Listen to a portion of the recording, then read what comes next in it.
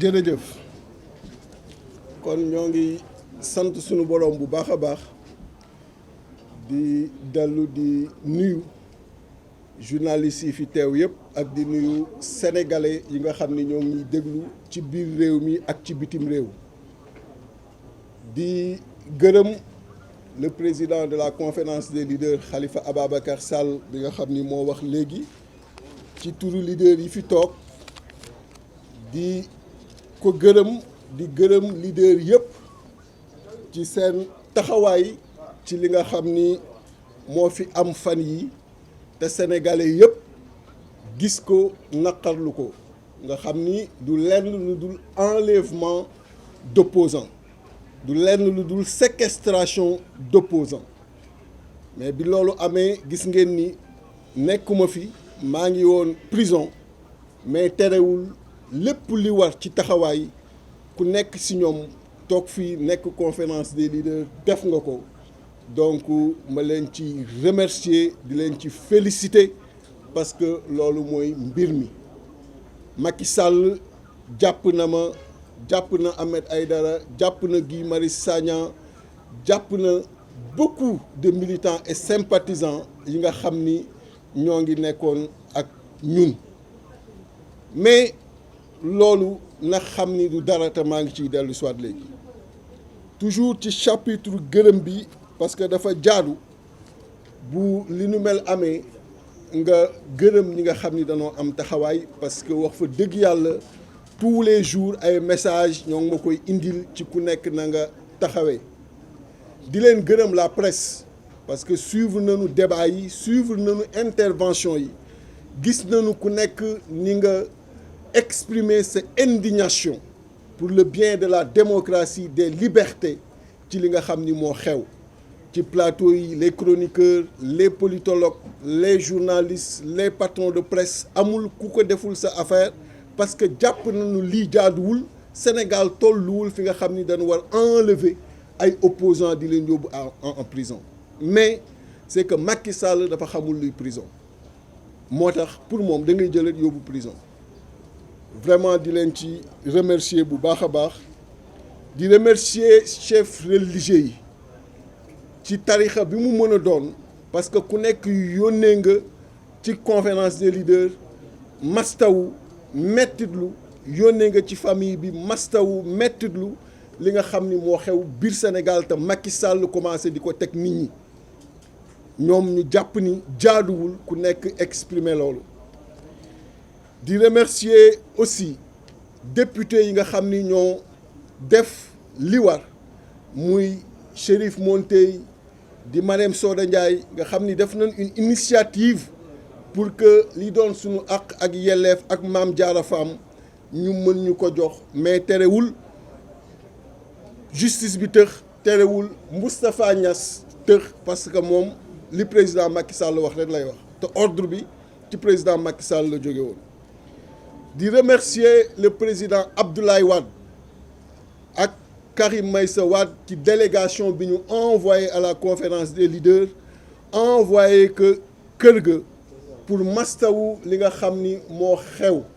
loolu doon lu doy waar aussi et vraiment di leen ci gërëm bu baax a baax di ci gërëm aussi Barthélémy Diaz il est membre de la coalition ci déplacement bi mu def ak toute la mairie de Dakar ci famille bi pour mastawu pour mën a également mettre lu lii nga xam ni moo xew di gërëm sama xarit le président Abdourahmane Diouf nga xam ni mooy président Awalé ñëw na ba prison pour seet si ñu di gërëm le président Doudou Wade nga xam ni aussi sunu doyen la référence la ci Sénégal ñëw na ba prison également di nu mastawu di gërëm aussi Bougane Gueye Dany parce que gis nañu taxawaay bi mu am message yi mu yóbbante ak également lépp luy prise de position yi mu ci am ngeen may mu aussi ma gërëm sama xarit prisonnier yi ma am biir prison de Rebeuss biir prison de Sébikotane vraiment am naa fa ay xarit yu bare parce que li président Macky xamul mooy ñun jàngal nañu environnement boo nu yóbbu ñu adapté wu c'est ce qu'on appelle dans l'armée les stages de vie et de survie faut ñu mën dugal ñu adapté wu ak l'environnement et vraiment trouver fa ay prisonniers yu xam seen bopp yu bëgg Sénégal yi nga xam ni ñoo doon nekk tous les après-midi à partir de 17h 18h ñooy fubalandoo ci terrain ba d'ailleurs maa ngi am benn góom fa laa ko jëlee moo tax may soox un peu ñooy fubalandoo donc on était bien ak garde pénitentiaire yi le directeur de la prison di leen gërëm ñoom ñëpp parce que xam nañu ni li ñu fa indi jaaduwul di gërëm et di sant aussi l'opposition française ñi nga xam ni ñoo prononcé wu ku mel ne le député Olivier Faure indigné wu li nga xam ni moo xew Sénégal ku mel ne Jean-Luc Mélenchon indigné wu ci li nga xam ni moo xew Sénégal jàpp ni ñoom comprendre nañu ni le Sénégal ak l'Afrique de façon générale nekkatuñu ci façon boobu amoon au début. Ce sont des Africains, des Sénégalais aujourd'hui extrêmement fiers et dignes yi nga xam ne lu mën a ñëw daan def face parce que seen réew rek moo leen ñor et di leen gërëm ci position yi ñu am affiché ko pour xamal ni le président Macky Sall nekkul ci yoon. di réserver une mention spéciale aux avocats yi plaider pour ñëpp yi ñu jàppoon képp ku demoon tribunal de Guédiawaye dem bu Ziguinchor dem bu Dakar xam nga ni on a de brillants avocats et ñu ci bare danoo ñëw rek autoconstitué wu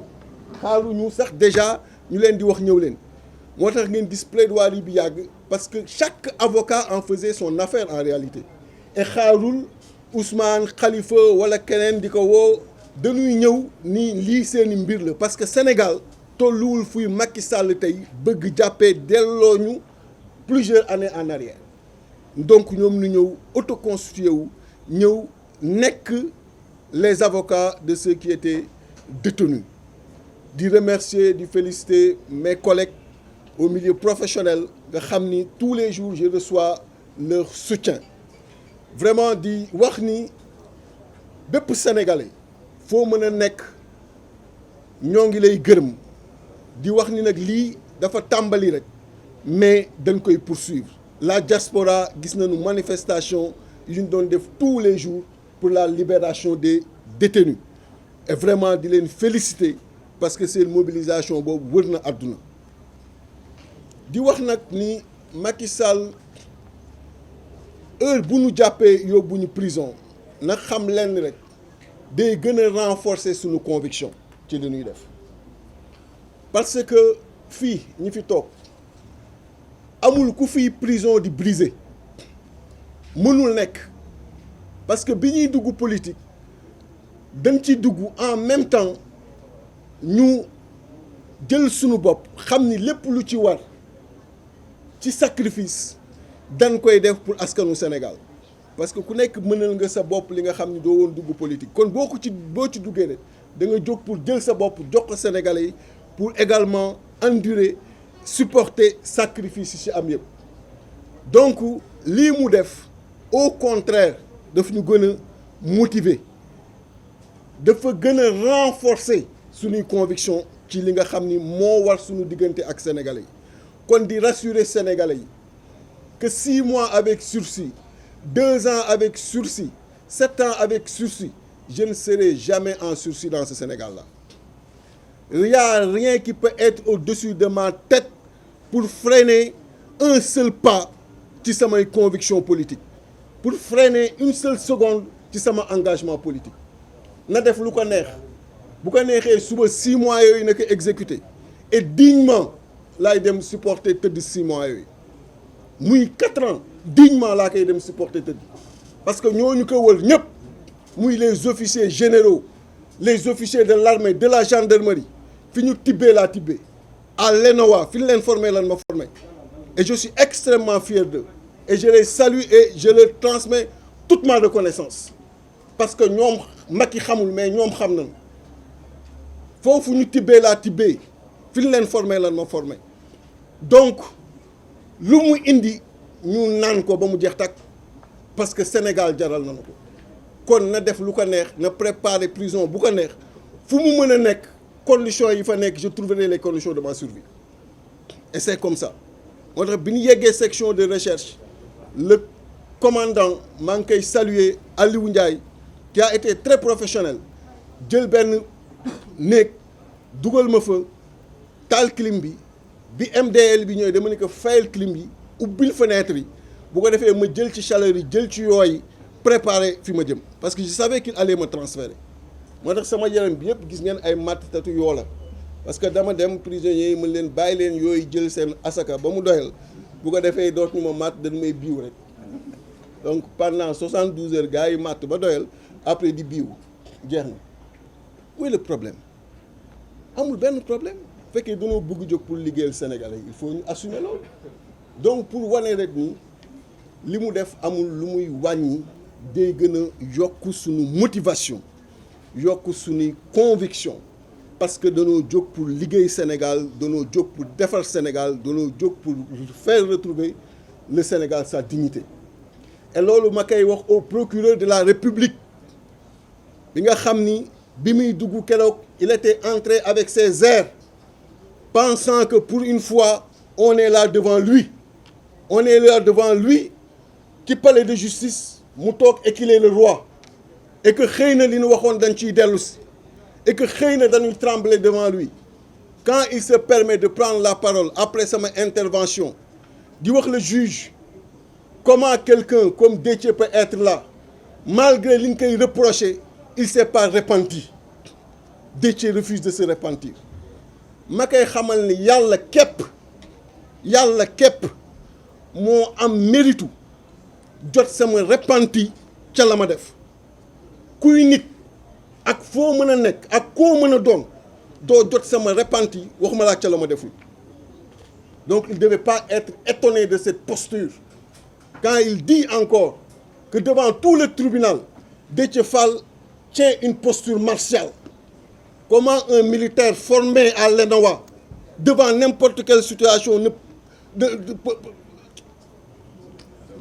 je ne peux tenir qu'une posture martiale. Même le couteau à la gorge. Toute l'armée nationale, je tiendrai une posture martiale. Donc il ne devait pas être étonné de cette posture. Quand il dit Déthié Fall, doté par la nature d'une si grande intelligence, au lieu de l'utiliser que pour le bien du peuple, nous pouvons l'utiliser pour attaquer les institutions. Mon intelligence, ce n'est pas son problème. Si je peux utiliser, mais je ne l'utilise que pour le bien des Sénégalais. Et marcher pour les libertés, pour les droits fondamentaux, pour la démocratie, amul lu gën a nekk bien que loolu. Donc pensant que de nous attaquer son institution, il faut nous yóbbu son intelligence, il faut nous utiliser. Il est dans l'erreur absolue. Il a chargé pendant 15 minutes sur plaidoirie de 24 minutes Déthié Fall. ba ñii ñëpp kenn mënatul muñ kenn mënatul téye sa bopp Aïda Mbodj xaw na jóg. Elle a fait violence sur elle pour écouter li nga xam ni moom le procureur bi dox. Parce qu'il pensait tout simplement que fi mu toog ci chaise am mën na wax te tey comme mi ngi doon nekk di attaquer ay leaders attaquer Ousmane attaquer keneen il nous a en face enfin il a en force il est en puissance mën na wax lu ko neex foo mën a ne ñu fekk la fa doo fa wax lu la neex daan la wax ay dëgg te dëgg yooyu bu fekkee moo lay yóbbee nga demander 5 ans d'emprisonnement ou 10 ans d'emprisonnement du ñu teree ñu wax la dëgg et ce procureur je le lui dis donc li mu subir foofu na xam ni mu jàppaat ma indiwaat ma fa dans les mêmes circonstances dans les mêmes conditions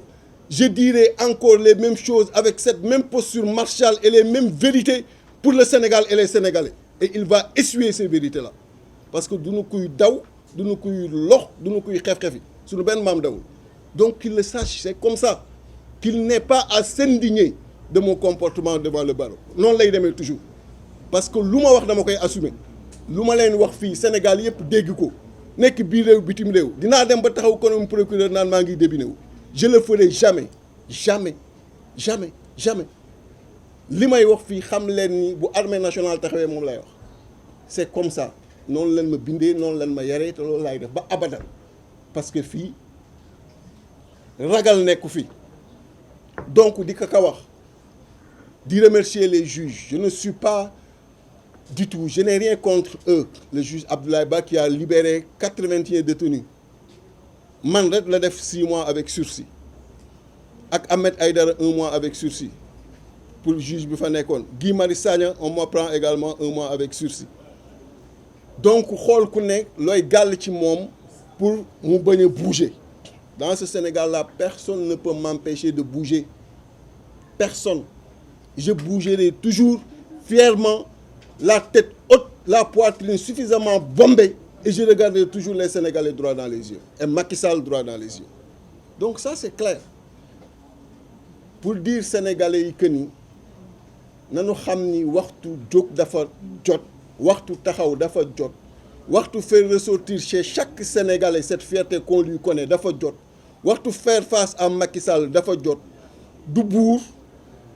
du lenn c'est un président de la République et ce titre il le tire de la Constitution c'est parce qu'on est dans une république maintenant s'il veut transformer cette république en royaume il se trompe parce que si on était en royaume moom du sëtu buur man sëtu buur la donc on est en république donc na yam ci périmètre république bi pour mën a continuer à bénéficier de ce titre et périmètre de république boobu moo indi constitution et dans cette même constitution lañ ko joxee titre boobu et dans cette même constitution lañ joxee le droit de manifester pourquoi il veut prendre tout ce que la constitution lui donne et nous interdire tout ce que la constitution nous donne et nous dire maintenant laissez-moi gouverner tranquillement mais ku fi ñàkk fayda boobu ku fi manqué fulla boobu ci sénégalais yi amul donc pour lui dire très clairement qu'on lui fera face et que chaque Sénégalais lui fera face loolu naka xam mu leer ci boppam donc na ubbi prison yi na yokk cellules yi on va revenir les 15 millions de Sénégalais vont venir parce qu'il s'agit de notre développement il s'agit de notre émancipation il s'agit de montrer que luy xam-xam am na fi luy fulla am na fi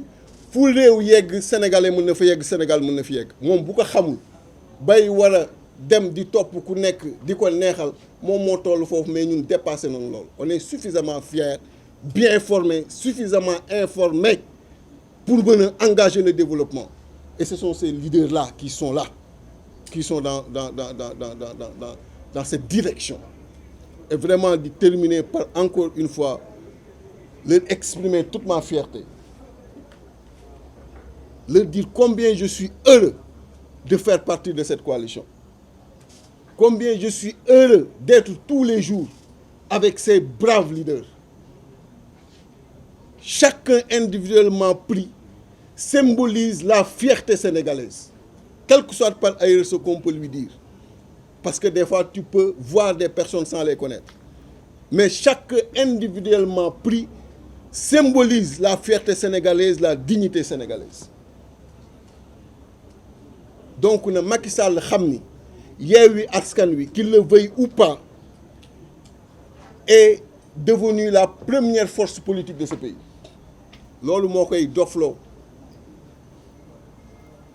et les avocats le lui ont rappelé foofu laay daanalee donc di wax rek ni bu kenn am sikki sàkka bu kenn am jaaxle ma détermination reste intacte et épée de Damoclès mënul am sama bopp bu amoon sax damay tëb jël sama bopp dugal ci épée bi c'est comme ça donc loolu na ko xam et on reste plus que jamais déterminé je vous remercie